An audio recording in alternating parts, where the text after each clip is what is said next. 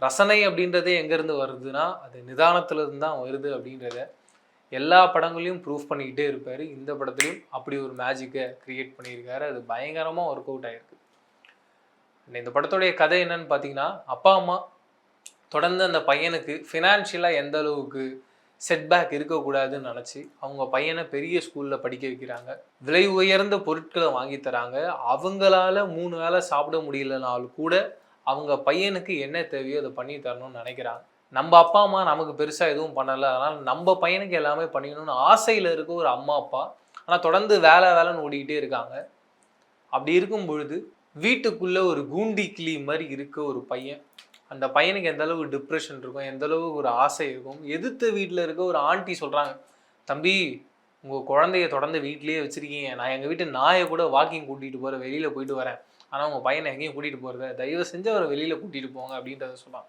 அந்த அளவுக்கு வீட்டுக்குள்ளேயே அடைஞ்சிருக்க ஒரு ஆள்.